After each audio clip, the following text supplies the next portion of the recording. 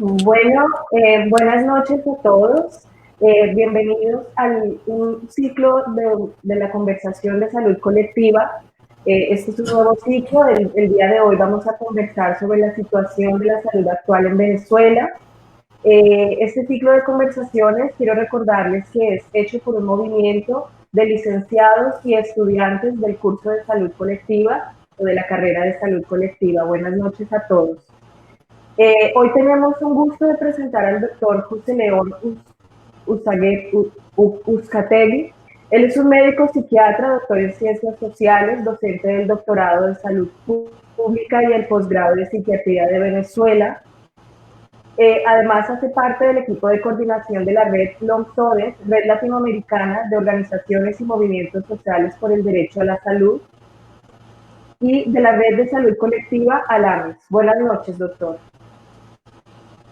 Buenas noches, verdaderamente un placer compartir con ustedes para conversar sobre este tema que hoy paraliza el planeta.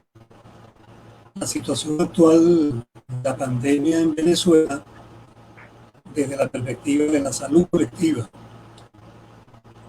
Y nos gustaría, en primer lugar, contextualizar de qué se trata desde nuestro punto de vista, caracterizar un poco lo que, en nuestra opinión, es esta pandemia, incluso comentar alguna apreciación de lo que creemos va a ser este mundo post-pandemia y, por supuesto, dar alguna información de lo que está aconteciendo en Venezuela.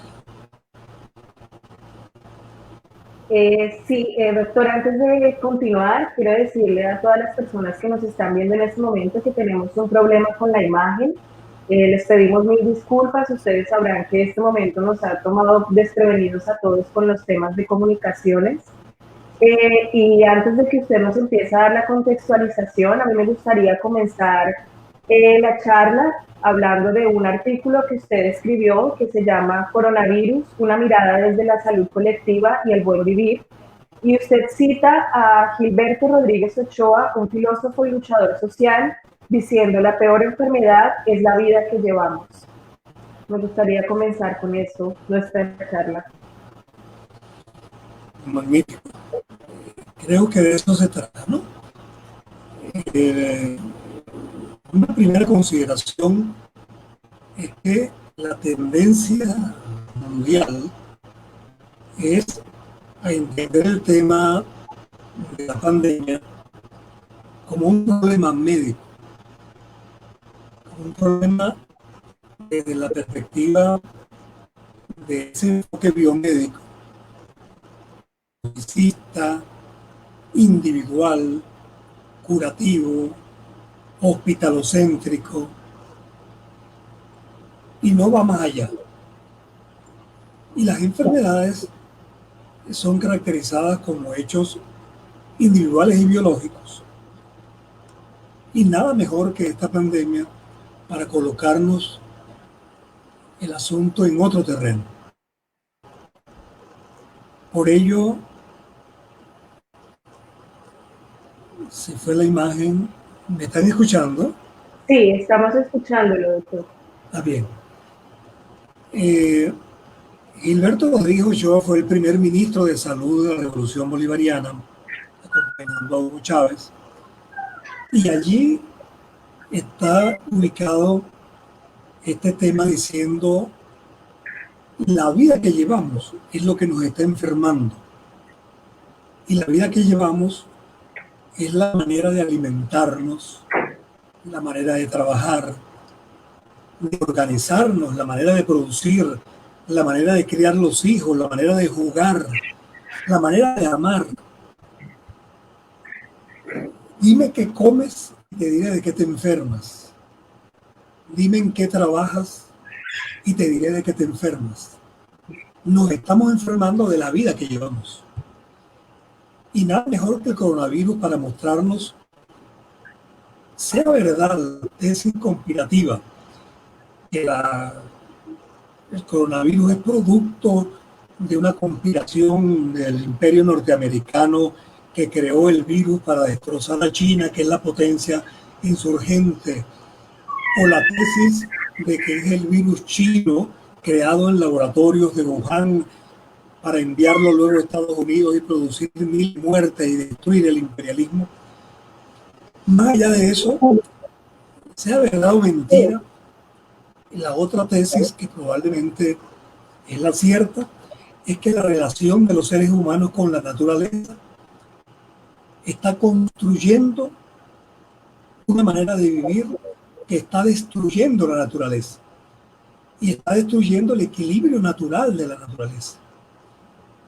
Y allí surge probablemente esta ruptura del ser humano con la naturaleza, donde los bichos naturales están provocando lo que son virus y bacterias, que al fin y al cabo tenemos millones en nuestro organismo, y no nos atacan, más allá de una relación que se hace parásita o simbiótica. Pero desde allí decimos que hay una crisis donde el coronavirus no es más que el síntoma, y decimos el síntoma macabro de una crisis, la crisis del capitalismo. Estamos viviendo una crisis que por supuesto es una crisis económica, social, política, pero más que eso es una crisis ética, es una crisis de valores. Y más que una crisis ética y de valores, es una crisis civilizatoria lo que estamos viviendo. Es la crisis de una manera de vivir. Desde allí podemos entender entonces que hay fundamentalmente dos maneras de abordar el tema. Desde la concepción biomédica, biologicista, curativa, individual, y desde la mirada de la salud colectiva. La salud colectiva que nos ha enseñado la determinación social, que nos ha enseñado la epidemiología crítica, que nos ha enseñado otra manera de ver la vida, otra manera de entender la salud como un derecho social, entender la salud como una responsabilidad del Estado. Y ese es el momento que estamos viviendo. Dos enfoques de la salud y de la enfermedad que nos llevan entonces a esta apreciación que queremos hacer sobre la pandemia. Cuando decimos que estamos en presencia no de un hecho novedoso, porque al fin y al cabo la pandemia que hemos conocido, la peste negra, la gripe española a comienzos del siglo pasado, el sarampión, que mataron millones de personas. Recordemos los 300 millones de muertos que produjo la peste negra. Y enfermedades como la tuberculosis o la malaria, enfermedades que matan mucho más personas que lo que está matando el coronavirus. Y sin embargo, no se decretan alertas epidemiológicas, no se paralizan países, no se paraliza el mundo. Por supuesto, el coronavirus tiene las características que conocemos por lo contagioso, la velocidad del contagio, y al producirse la cantidad de enfermos y de muertos que estamos observando, colapsan los servicios de salud.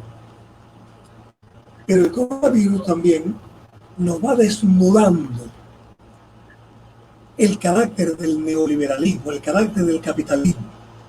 Y así observamos cómo países que desmontaron el neoliberalismo desmanteló los sistemas de salud públicos. El caso de España y de Italia es típico. Allí existía un sistema de salud que tenía un sistema de seguridad social que le permitía a los españoles e italianos acceder a los servicios de atención médica. O el caso de los Estados Unidos, con el sistema de salud más costoso del mundo, pero el más ineficaz e ineficiente. Y ahí está, lamentablemente, la mortalidad en los Estados Unidos. Esperemos un momento. Sí, ¿No? Ya estamos aquí, doctor. ¿Lo escuchamos? ¿me están escuchando? Sí, lo Sí, estamos me escuchan. escuchando. Uh-huh. Bien, decíamos entonces que esta situación nos está dejando enseñanzas que debemos saber entender en este momento. En primer lugar, la salud entendida como un derecho individual, un derecho social, por tanto es una responsabilidad del Estado garantizarla, o como una mercancía. Los países asumen la salud como una mercancía, como algo que se compra y se vende en el mercado. Bueno, allí están las cifras. Italia, España o Estados Unidos, o en América Latina, la situación de Brasil, de Perú, de Colombia, de Ecuador o de Chile, donde la salud se convirtió en una mercancía y el costo en enfermos y muertos es lo que estamos observando. O donde la salud se asume como un derecho, por tanto responsabilidad del Estado garantizarla, y las cifras son diferentes. China, Cuba, Venezuela mismo, que ya lo vamos a comentar, más allá de cualquier deficiencia, cualquier problema que observemos en lo que ha venido aconteciendo en Venezuela. Pero además del tema de la salud como derecho mercancía, es el balance y la enseñanza que observamos en el Estado.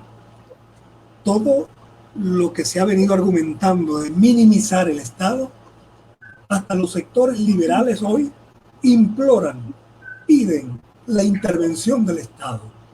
Es curioso cómo hasta hace pocos meses los mismos que pedían que se minimizara la acción del Estado exigen en este momento la intervención del Estado para controlar la pandemia.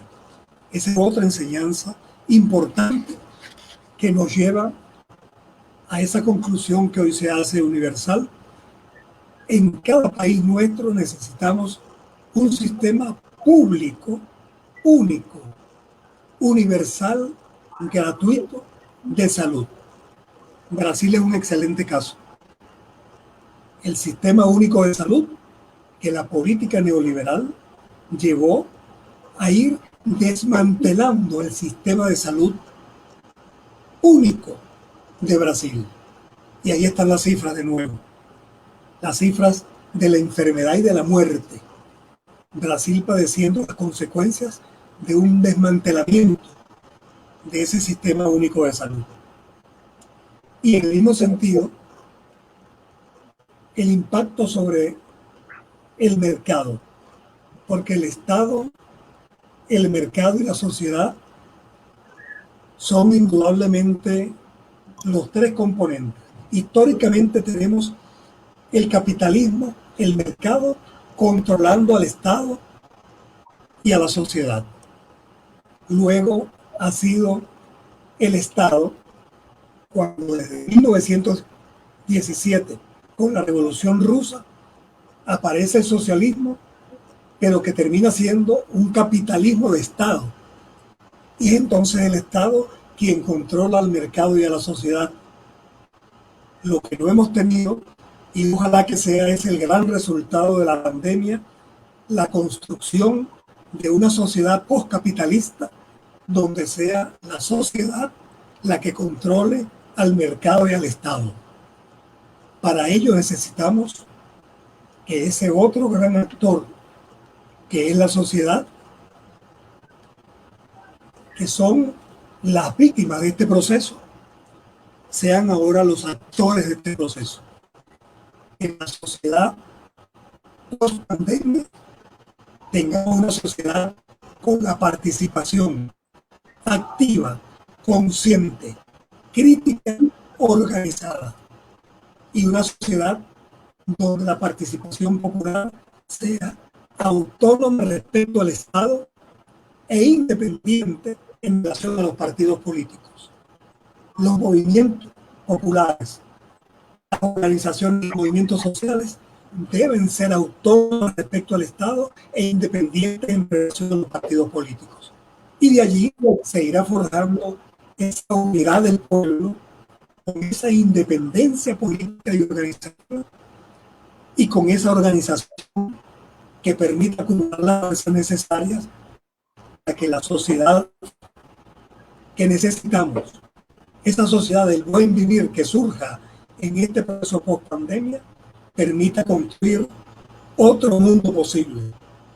El mundo del buen vivir, del saber amar la vida, de eso que nos vienen enseñando, ya no el pensamiento eurocéntrico norteamericano. Esas enseñanzas que vamos obteniendo desde los aymaras y los quechuas, desde la cosmogonía indígena, andina ancestral, que desde nuestras raíces, desde el Aqui y Yala, nos está enseñando que sí es posible construir otra manera de vivir, otra manera de organizarnos, de producir, de criar los hijos, otra manera de amar, otra manera de curar las enfermedades. Esa es la sociedad que soñamos, a que aspiramos. Bueno, pudiéramos seguir reflexionando sobre estos asuntos, pero el tiempo Doctora, siempre... Dígame.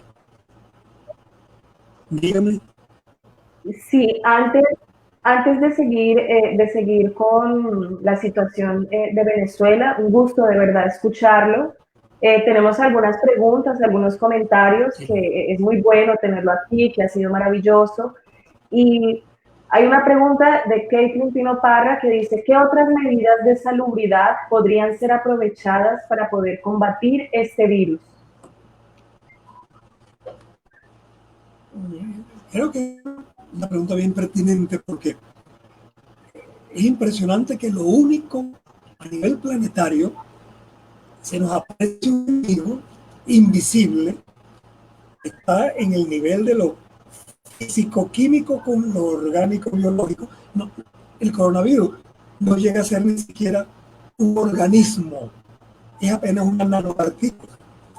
Y la manera de enfrentarlo en esta guerra con un enemigo invisible es lavarse las manos permanentemente, esconderse en su casa y aislarse de todo lo que signifique vecinos, familia. Es una guerra bien curiosa. Claro, y que sí, perdón. Yo creo que en relación a eso, como se dice, ¿qué otras medidas? Creo que se trata fundamentalmente de incorporar al saber científico el saber popular. En cada favela, en cada población callampa, en cada villamiseria, en cada barrio, estamos encontrando las 1001 maneras de enfrentar la pandemia. Porque por supuesto no es lo mismo el aislamiento para quien vive en una cómoda mansión que para quien vive en una favela o en una villamiseria. Eso significa que las medidas sanitarias tienen que ver con participación popular, consciente, crítica, activa, organizada, con una gran creatividad, con recurrir a los saberes del pueblo. Yo estoy sorprendido en mi país, con las limitaciones de movilización, de la cantidad de aprendizajes que voy teniendo con la gente del pueblo en Venezuela. Pero que a través de estos medios aprendemos del pueblo de los distintos países latinoamericanos. Y ahí vamos aprendiendo cómo alimentarnos en medio de la pandemia, cómo tener medidas higiénicas que eviten la contaminación. Y esos aprendizajes los vamos obteniendo fundamentalmente del pueblo de estos países. Sí, doctor, nos gustaría que nos contara cuál es la situación brevemente de Venezuela para que podamos interactuar un poco más y podamos responder a las otras preguntas. ¿Qué pasa actualmente en Venezuela? Que es la verdad, una duda que tenemos todos, en mi caso yo como colombiana, ¿no? Entonces, Colombia vende una imagen, los medios, todo, que realmente queremos saber qué es lo que está pasando, ¿no? Bien, bien. Eh, lo primero, en mi opinión, es entender que la situación de Venezuela en relación a la pandemia debemos contextualizarla. Sí, Venezuela tiene unos 30 millones de habitantes en un territorio de 912.050 kilómetros cuadrados. En Venezuela estamos viviendo, como seguramente lo sabemos a nivel latinoamericano, un proceso de cambio y de transformación social que durante estos 20 años ha logrado grandes éxitos, pero indudablemente ha tenido grandes fallas y grandes deficiencias. Y en relación al tema de la pandemia, queremos destacar varios elementos. En primer lugar, la migración. De nuestro país han emigrado unas 5 millones de personas de un país con 30 millones de habitantes. Pero al mismo tiempo tendríamos que decir que de esa guerra que ha vivido Colombia durante más de 40 años, en Venezuela hay más de 5 millones de colombianos. De otra parte, es importante decir que Venezuela, que se le conoce como país petrolero, está considerado con las reservas mundiales en el 8º lugar de reservas probadas a nivel del planeta. Pero además, Venezuela está considerado como el 4º país del mundo con reservas de oro. Y es el país de América que tiene las más grandes reservas de oro. Pero además, Venezuela tiene las reservas probadas más grandes del mundo. Es el primer país con las reservas más grandes del mundo en oro, diamantes y coltán. El coltán, que es uno de los minerales más importantes de la industria electrónica. No hay celular que no tenga coltán en su composición.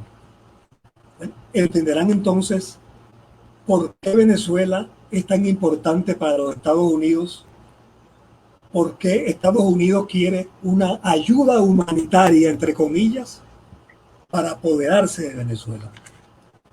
Y hago estos comentarios porque no solamente que es el coronavirus, sino el bloqueo criminal inclemente que Estados Unidos ha tenido contra Venezuela.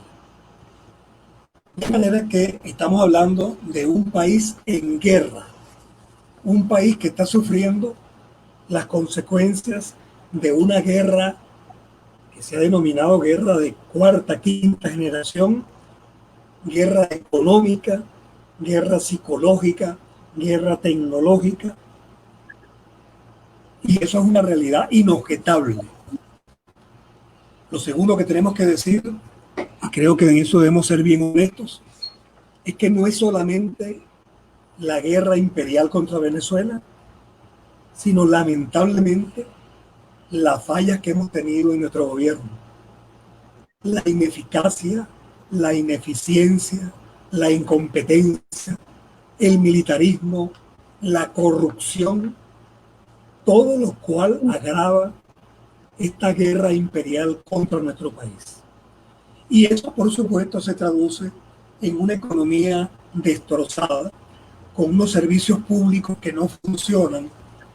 Por dar una idea, Venezuela, que es un país con de las reservas mundiales, por supuesto, de petróleo las más grandes del mundo, y de gas, es muy difícil conseguir en este momento en Venezuela 1 litro de gasolina. Hay que estar 2 o 3 días haciendo una cola para conseguir gasolina. O para conseguir una pequeña bombona de gas se puede tardar 1 semana, 2 semanas. El salario mínimo de un trabajador venezolano es de $4 mensual, lo cual es insólito. Un profesor universitario con 4 posgrados, con el máximo escalafón, tiene un salario mensual, como en el caso mío, de $9 mensual. Bueno, esa es la magnitud del problema para contextualizar lo que pasa en Venezuela. Debemos entonces dar algunas informaciones sobre cómo es Venezuela la pandemia.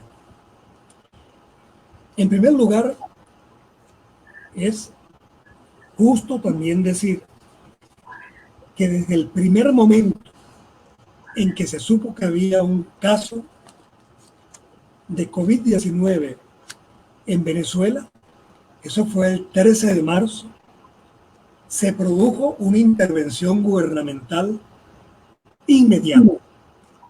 El 13 de marzo se dio el primer caso y el 17 de marzo el presidente de la República decretó la cuarentena con un carácter nacional obligatorio.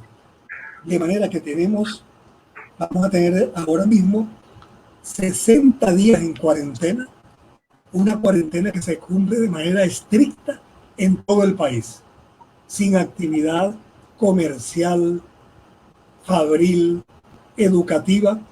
El país está paralizado desde hace casi 60 días y ayer el presidente Maduro anunció 30 días más de cuarentena. En segundo lugar, es importante señalar que ha habido una política comunicacional que todos los días, encabezado por el presidente de la República y la vicepresidenta de la República y el ministro de Información y Comunicación, que con el ministro de Salud y un grupo de científicos y especialistas han conformado una comisión presidencial nacional que diariamente informa el número de casos que se han producido en el país. Y por supuesto, de qué manera se va produciendo o no la recuperación y el número de muertes que hay en el país. En este momento podemos informar que casi cumpliéndose los 2 meses de la pandemia en Venezuela, apenas se han producido 440 casos. Y de esos 440 casos, solamente 10 muertes. De los 440 casos, hay 210 activos y 220 recuperados, lo cual indudablemente hay que considerarlo como un éxito en términos de lo que podemos comparar con cualquier otro de los países a nivel latinoamericano, americano y a nivel mundial inclusive. La letalidad es solamente del 3%. Adicionalmente, se está produciendo de manera permanente una encuesta nacional masiva de la población. Existe en Venezuela lo que conocemos como el sistema Patria, donde hay 8 millones de personas que vienen respondiendo la encuesta.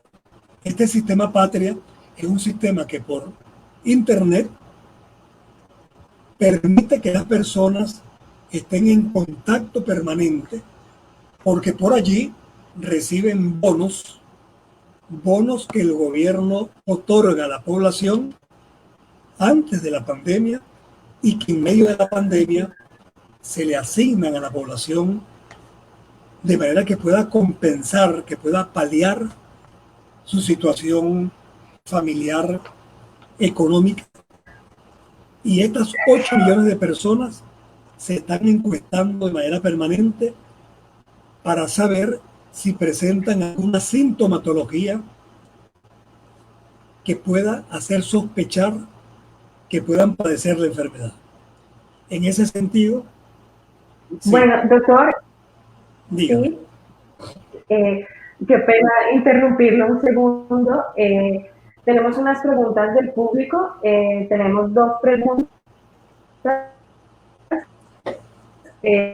Sí, estoy de acuerdo. Voy a revisar las preguntas. Las puedo leer yo mismo. Dice... puede leerlo, si usted quiere. Ok. Dice, ¿cómo puede... No le escucho bien. Con la medicina occidental? Ahora sí. Dígame. Bueno, vamos a responder la que tenemos aquí en pantalla, que es Mauricio Borges Maldonado. Dice, ¿cómo podemos blindar nuestros sistemas universales de salud de las políticas neoliberales desde la perspectiva de la salud colectiva? Justamente para que no pase lo que pasa en Brasil, lo que se está viviendo. Una por una, ¿verdad? La voy contestando una por una. Una por una. Enfrentar las políticas neoliberales, vamos a responderlo en función de lo que decíamos, cómo vemos el mundo post-pandemia. El mundo post-pandemia son dos tendencias. O que la post-pandemia signifique el fortalecimiento de estados autoritarios, centralistas, burocráticos, estados que ya venían siendo la expresión de un proyecto de muerte y que se acompañen con un fortalecimiento del capital a nivel transnacional. Y estamos hablando de las dos grandes superpotencias, capitalistas las dos. Estados Unidos, un monstruo enfermo, decadente, es un verdadero monstruo que está feneciendo en su poder, y un nuevo imperio, que indudablemente es el imperio chino, que pareciera ser el gran triunfador de este mundo post-pandemia, pero un imperio igualmente capitalista. Esas tendencias del poder mundial fortalecido en sus estados y en los grandes monopolios solo puede ser derrotado por un contrapoder de los pueblos. Otro mundo es posible en la medida en que se pueda construir la unidad, la organización del pueblo para... Doctor, es que tenemos problemas de comunicación. ¿Aló? Sí, ¿me escucha? Tenemos problemas de comunicación, sí. No se escucha bien. Sí, se le está escuchando un poco entrecortado, pero vamos. ¿Se escucha? ¿Me escucha? Qué pena. Bueno, intento de nuevo. Decía que enfrentar el neoliberalismo y sus políticas exige la unidad del pueblo, la democracia real, la organización del pueblo, la formación, capacitación, la conciencia política, la participación activa, consciente, crítica, organizada y movilizada del pueblo para construir una gran fuerza que sea capaz de derrotar las políticas neoliberales. Esa es mi opinión. Yo creo que construir el nuevo mundo, el mundo del buen vivir, el mundo, otro mundo posible, solo será en una respuesta de abajo hacia arriba, con la gente, construyendo el buen vivir, no el día en que asaltemos el Palacio Blanco, el Palacio de Invierno. No, esa revolución comienza aquí y ahora. Y comienza, en primer lugar, con cada uno de nosotros. Hablamos siempre de la gran revolución hacia afuera, de la toma del poder. Pero si no entendemos que esa revolución tiene que comenzar con nosotros mismos, que cada quien debe cambiarse él mismo. Y debe cambiar en sus relaciones con la familia, con los vecinos, con sus compañeros de trabajo, construyendo una nueva manera de vivir en el día a día, en la manera de alimentarse, en la manera de organizarse, en su relación con él mismo, con el otro, con los otros, con la naturaleza. Esa construcción revolucionaria del día a día, que es perfectamente posible, es el gran reto que tenemos en este mundo post-pandemia. Bueno, doctor, tenemos otra pregunta. Tenemos solamente 4 minutos, entonces, si la pudiera responder en 1 minuto, sería grandísimo. Dice, en la situación que se encuentra Venezuela, sería interesante haber cambios en el sistema de salud y su organización y tener, me imagino que ayudas sanitarias para apoyar en ese cambio. Dicen, la situación en que se encuentra, la situación a la que me refiero es este temor de aumentar los casos y que el sistema no soporte la demanda por cuestiones físicas o organizacionales. Es decir, que hay miedo en Venezuela, no sé.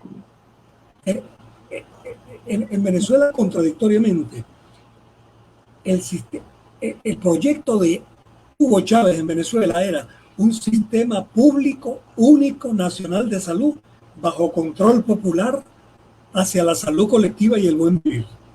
Y en Venezuela ni hay sistema, ni es público, ni es único, ni es nacional, ni es de salud, ni está bajo control popular. Así de sencillo. El presidente Maduro lo ha dicho hace pocos días. Ojalá que esto se convierta en una verdad, que de la pandemia debemos salir con un sistema único de salud para Venezuela. Lo que Dios lo oiga y que el pueblo lo haga realidad.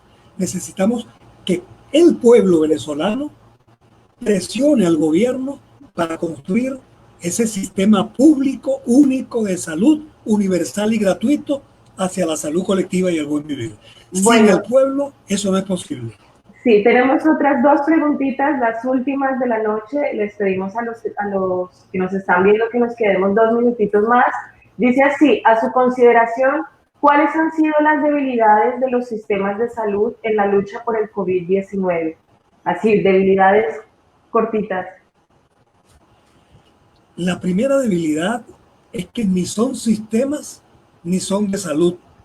Son un conjunto de organizaciones, de instituciones fragmentadas que atienden la enfermedad. No hay sistema de salud. Esa ha sido la gran debilidad. En segundo lugar, es que se ocupan de la enfermedad y la muerte. Y de lo que tenemos que ocuparnos es de promover la salud y la vida. Y allí los gobiernos se han mostrado impotentes, incapaces, porque no entienden, y cuando lo entienden, colocan la salud como una mercancía y no la entienden como un derecho que es responsabilidad del Estado, porque les importa más la economía que la salud y la vida. Sí, tenemos otra preguntita.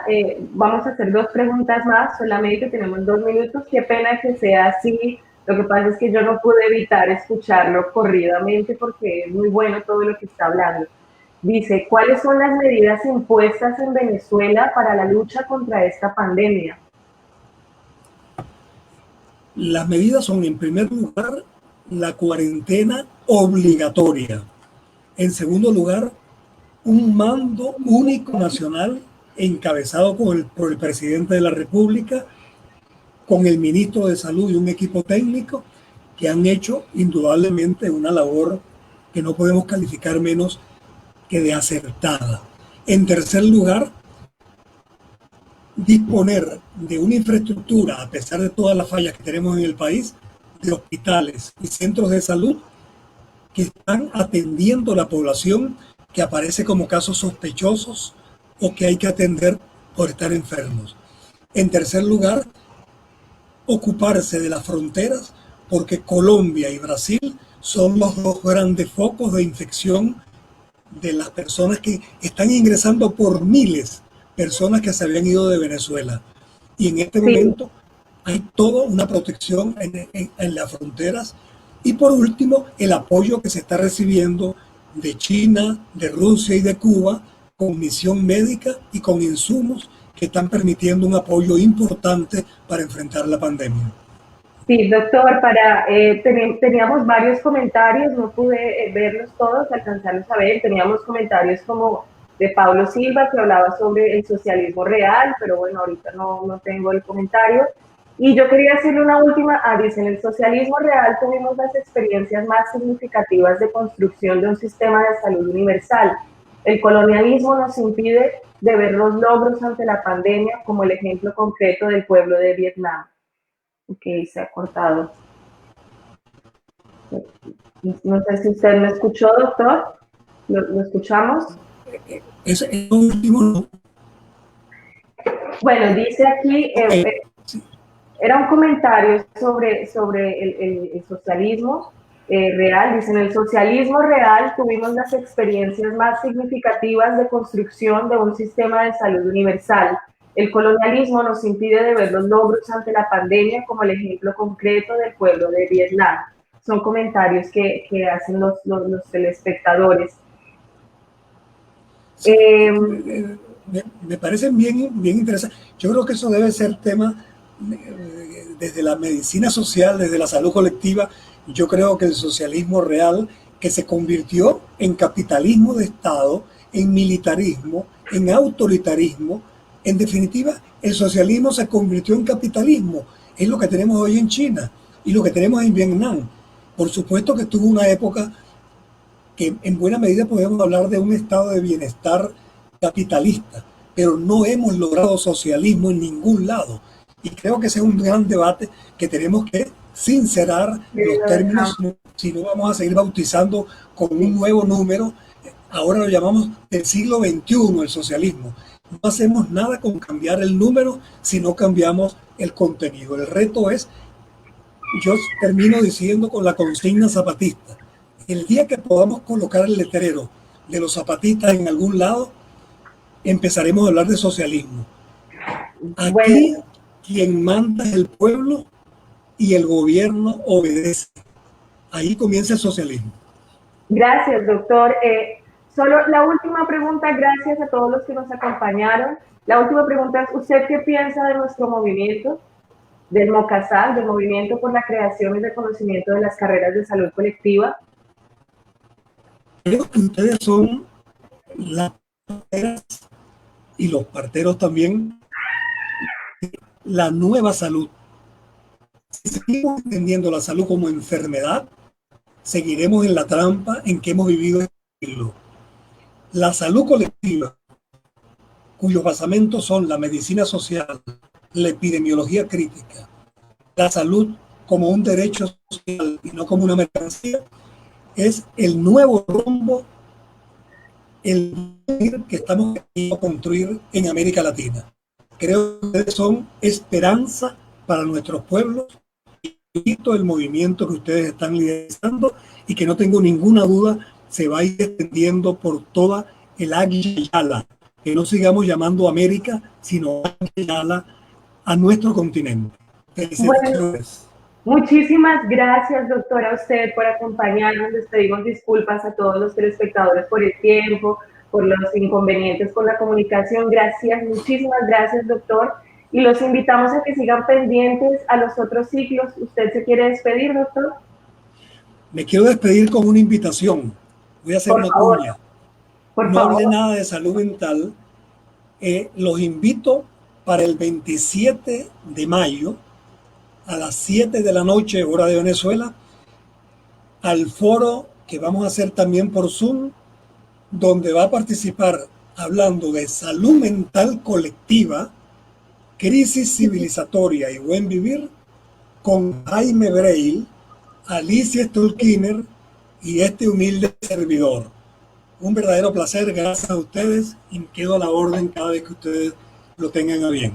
Bueno, muchísimas gracias, doctor. Un abrazo que tanto lo necesitamos en la distancia y un abrazo para todos los que nos vieron. Muchísimas gracias.